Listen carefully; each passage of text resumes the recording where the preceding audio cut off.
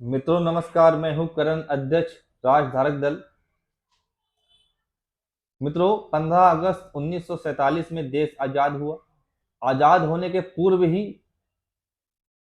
मुस्लिम league ने तमाशा खड़ा कर दिया कि उन्हें एक अलग राज्य पाकिस्तान चाहिए। उनको दे दिया गया, जो कि इस्लामिक राष्ट्र पाकिस्तान बना। बाद में से उसका एक हिस्सा एक अलग देश, अलग इस्लामिक देश बांग्लादेश बन गया। 1947 के बाद 90 का दशक आते आते ये मुस्लिम समाज पुनः भारत में बहुत ही उग्र हो गया और भारत के अनेक राज्यों में, कई राज्यों में, उसमें से कश्मीर मुख्य है, वहां से इन्होंने हिंदुओं को खदेड़ना पुनः शुरू कर दिया और खदेड़ भी दिया। साथ ही सरकारों में भी मुस्लिम तस्तीकरण और तफ्तीकरण बहुत ही चरम पर पहुंच गया। भारतीय सभ्यता संस्कृति, सनातन सभ्यता संस्कृति को नष्ट भ्रष्ट करने के लिए अनेक षड्यंत्र होने लगे। हिंदू जनमानस ने महसूस किया कि अब देश को हिंदू राष्ट्र बनाया जाना चाहिए, इसके लिए संघर्ष होना चाहिए। राम जन्मभूमि से इसकी शुरुआत हुई।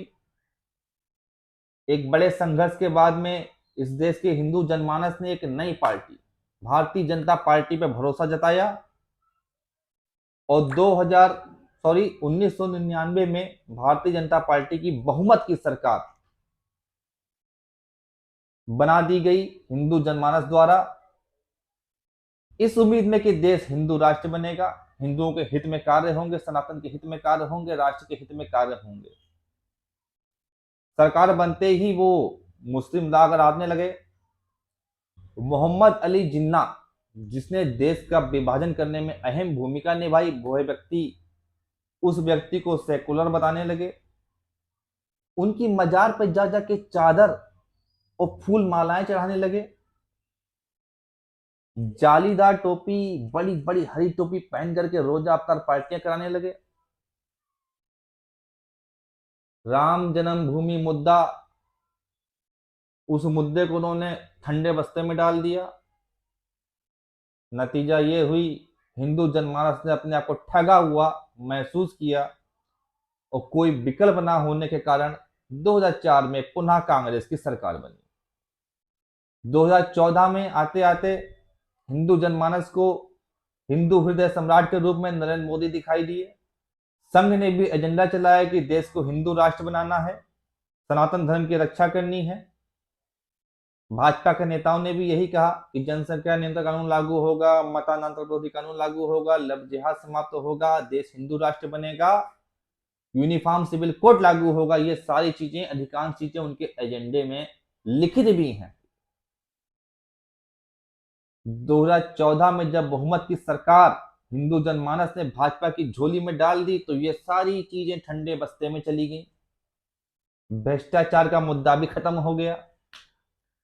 भ्रष्टाचारी बस जेल जाने ही वाले थे।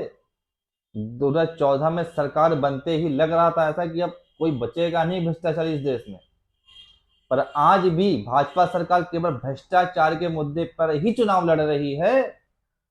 ये भी बड़ी अजीब विडंबना है।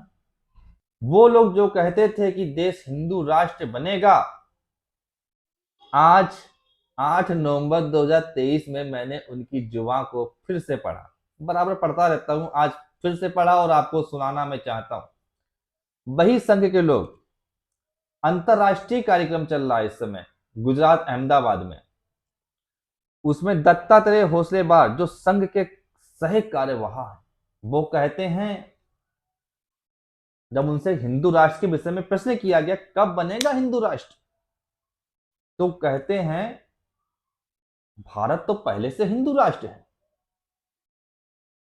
भारत तो हिंदू राष्ट्र हमेशा रहा, भारत कभी हिंदू राष्ट्र नहीं हो सकता, ऐसा है ही नहीं। हद तो तब हो गई जब उन्होंने ये कह दिया कि अंग्रेजों के समय में भी भारत हिंदू राष्ट्र ही था और भारत को पुनः हिंदू राष्ट्र बनाने की कोई आवश्यकता ही नहीं, कोई जरूरत ही नहीं। उनके वक्तव्य से तो ऐसा महसूस हो रहा है जैसे कि पाकिस्तान और बांग्लादेश भी हिंदू राष्ट्र ही है, अफगानिस्तान भी हिंदू राष्ट्र है। संघ का वक्तव्य इस प्रकार से हो गया है। क्योंकि उन्होंने कह दिया कि जब तक देश में एक भी हिंदू है तब तक देश हिंदू राष्ट्र ही रहेगा, हिंदू राष्ट्र बनाने की आवश्यकता नहीं है। इस तरह की बातें अब संघ कह रहा है। संघ के राष्ट्रीय स्तर के नेता इस प्रकार की बातें बोल रहे हैं और अब जोर दे रहे हैं कि मेल जोल बढ़ाया जाए। उसको आप पढ़िए, इस पे उन्होंने जोर दिया है कि देश की एकता के बारे में सोचना, समाज की बेहतरी के बारे में सोचना, कुछ वक्त देना ही हिंदुत्व है। हिंदू मुस्लिम एकता इनके पीछे बिल्डिंग में है छिपा हुआ, उसके बारे में बात कर रहे हैं। और साथ में इन्होंने बार बार जोर दिया है कि हमें मेल जोल बढ़ाना चाहिए, समाज से भेदभाव खत्म करना चाहिए। उनका कहने का मतलब है कि हिंदू समाज अब भेदभाव बढ़ा रहा है तो इस भेदभाव को खत्म करना संघ का काम है।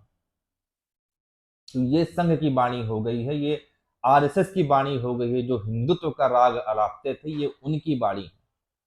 इसको आप पढ़िए, समझिए कि किस प्रकार से हिंदू जनमानस को बेवकूफ बनाया गया, ठगा गया, और सनातन के विरुद्ध किस प्रकार से षड्यंत्र चल रहे हैं सनातन के अंदर घुस करके। इसको आप सुने, समझे और पढ़ें। तो किस प्रकार से संघ अब पाकिस्तान, बांग्लादेश और अफगानिस्तान को भी हिंदू राष्ट्र साबित करने का प्रयास कर रहा है, क्योंकि एक भी हिंदू है तो वो हिंदू राष्ट्र ही है। तो जहां एक भी हिंदू है वहां हिंदू राष्ट्र ही है। तो भैया बड़ी विचित्र बात हो गई। यही सब कारण है कि राष्ट्र धारक दल का उदय हुआ है। राष्ट्र धारक दल के 30 सूत्रीय एजेंडों को पढ़िए। मुख्य है उसमें जनसंख्या नियंत्रण कानून, मतांतर विरोधी कानून, न्यायालयों की समय सीमा तय, मंदिर मठों को सरकारी नियंत्रण से मुक्ति, ये सब हमारे मुख्य एजेंडे हैं। इन एजेंडों के साथ आप सभी आइए, राष्ट्र धारक दल के साथ आप सभी आइए, ताकि हम इस देश की, हम सब मिल करके इस देश की और सनातन सभ्यता संस्कृति की रक्षा कर सकें। धन्यवाद।